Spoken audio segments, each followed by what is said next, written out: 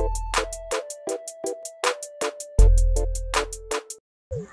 bago ka sa channel ko, please subscribe and click the notification bell para updated ka sa mga video na upload ko.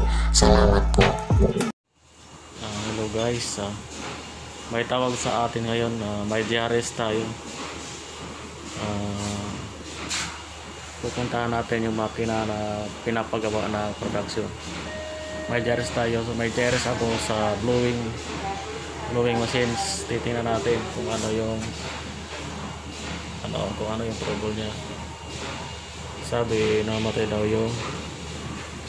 daw yung extruder. So titingnan natin kung ano yung trouble niya.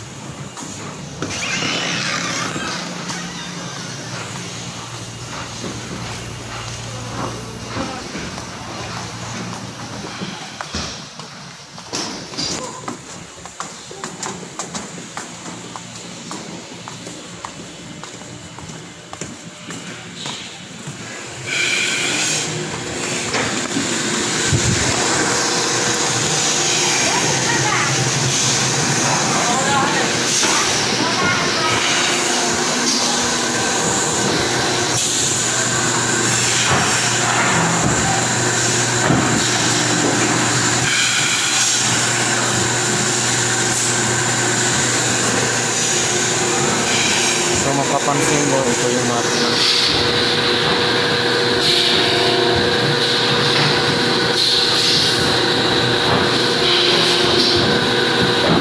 Yung tulog nito ay namamatay pag nag-uulog.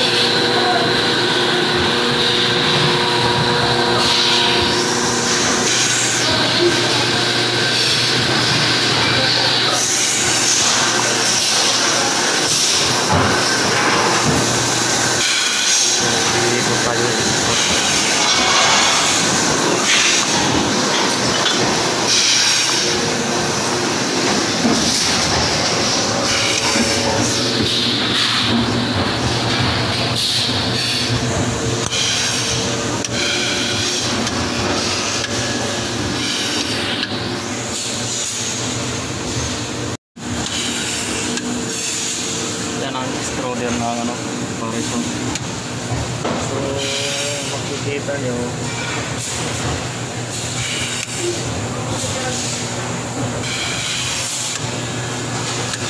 nakatrip yung breaker, hahanapin natin kung bakit siya nakatrip yung breaker na yan. So yung iba halos wala naman.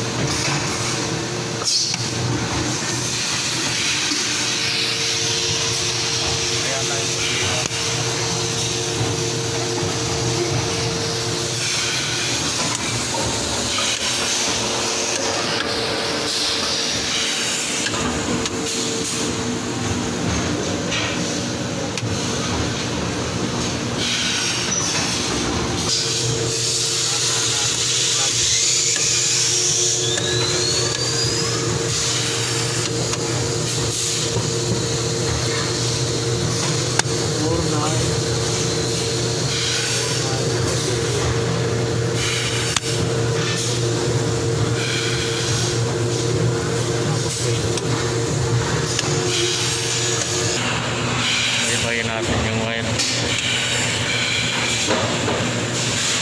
Saan galing po?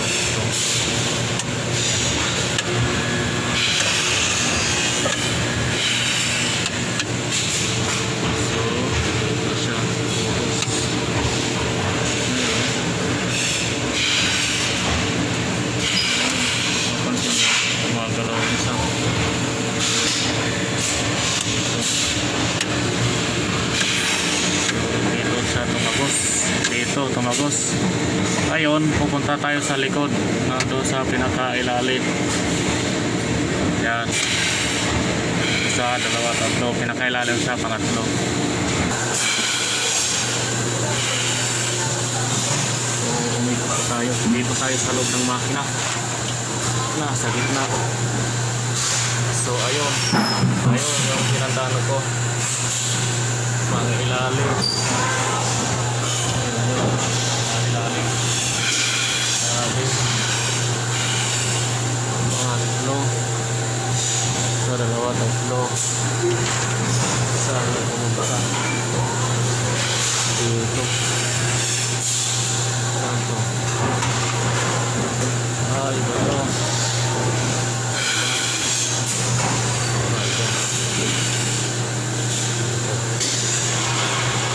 So, hanapin natin. Delikado yung kailangan yung wiring ng mga heater. Parang sulit itong box. Hanapin natin yung V1. Ito pala yun, heater ang problema. Negative 4A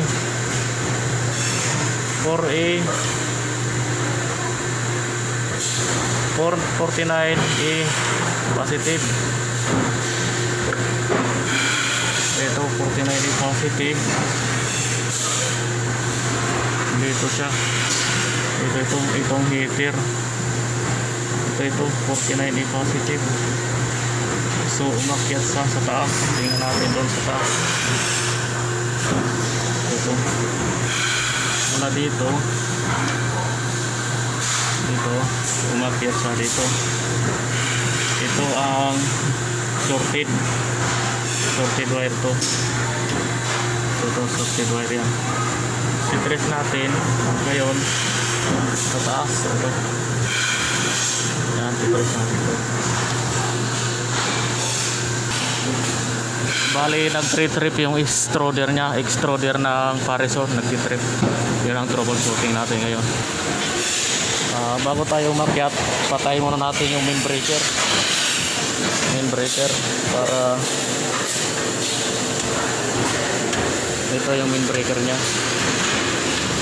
para safety tayo. So akyat tayo ng makina.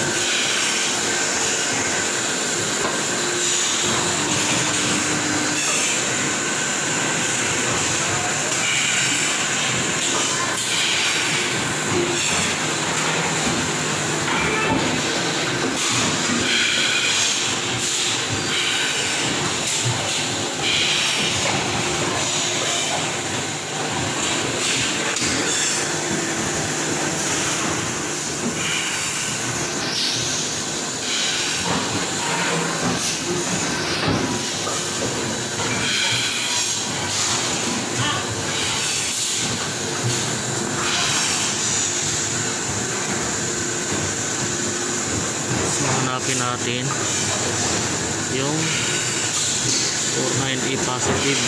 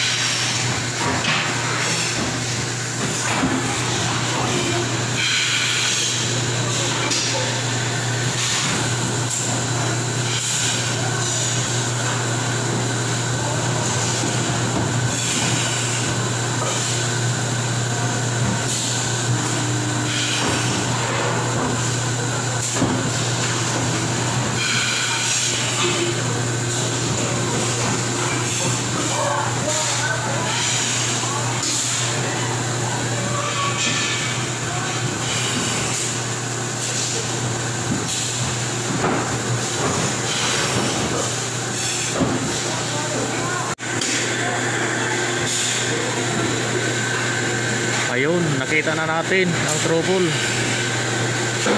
Mapapansin nyo, ito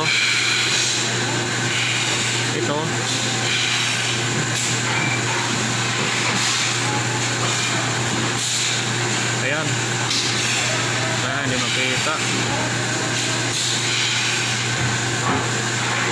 Nakikita nyo, ayan, may kunting sugat, ito ayan, may kunting sugat siya.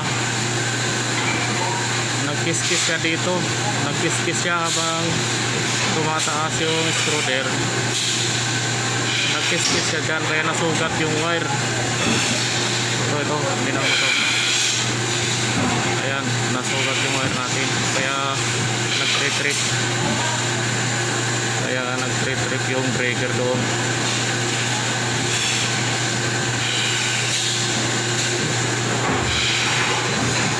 Yan.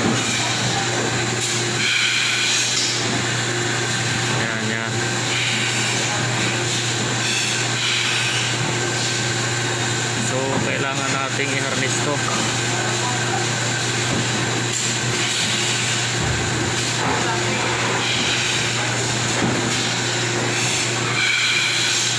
Tingnan nyo, ayan yung sugat ng wire. Ito nasugatan siya. Ito nasugat. So lagyan natin ng electrical tape.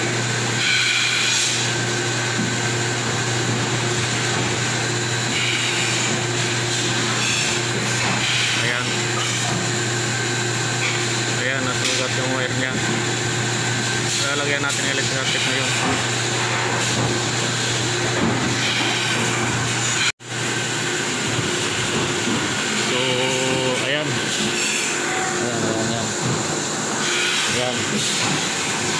Ayan, tapos na.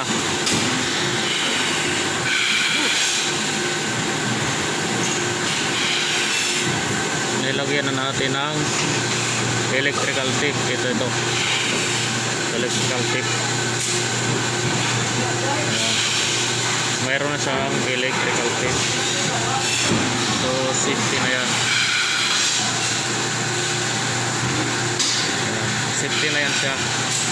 Tsaka ito inilay na natin dyan. Kanina magkadikit yan ngayon pagwalayin lang natin, kaya nakabalot ng tape. So safety na siya, pwede na siya patakbuhin. Okay.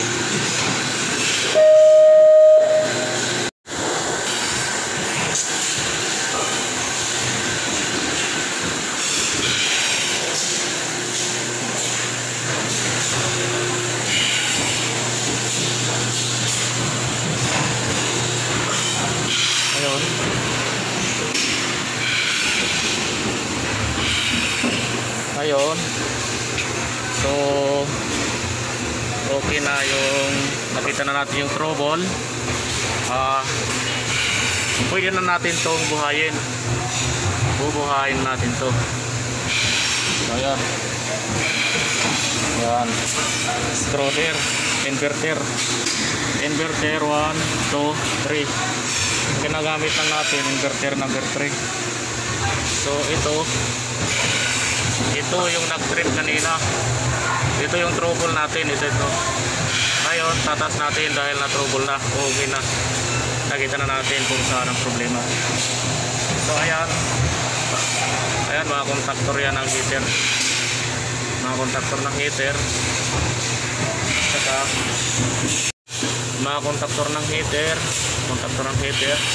breaker ng heater, kontaktor.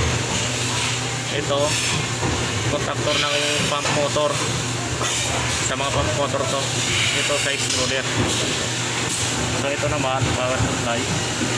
Ito transformer, inverter, south, pagpan. Ito yung breaker natin, subuhayan natin. So yan, umilaw yung signal light. Ito yung inverter. Ayaw na. So, okay na.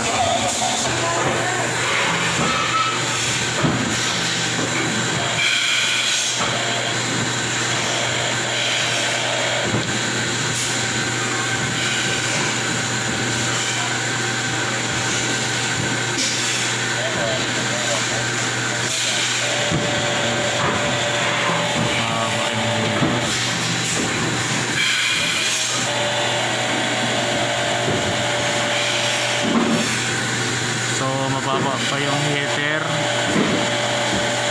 Hintayin natin na tumaas 120, 125.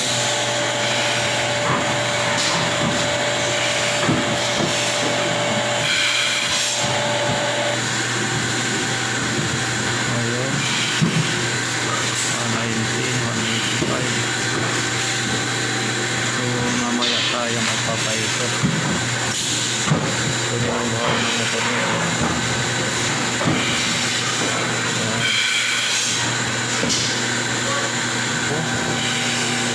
Umilaw na yung mga sensor. Umilaw na yung mga sensor niya. Ayan yung nag-trip. Trip off niya yung main breaker na yan.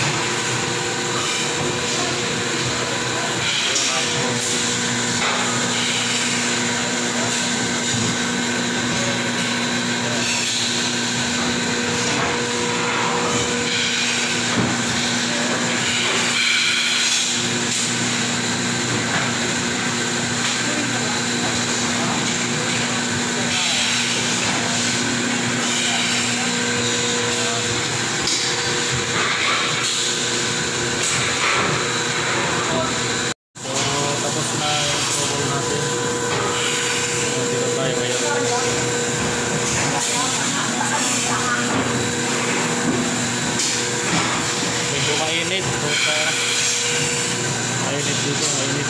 Grabe. Ayun, story niya. Dito na plastic.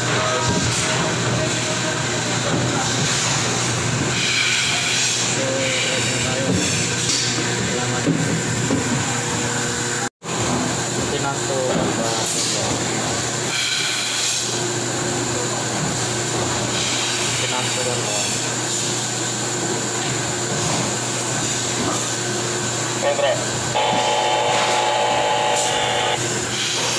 Pre, okay na yung gawin ko dito. Nalihinit ako.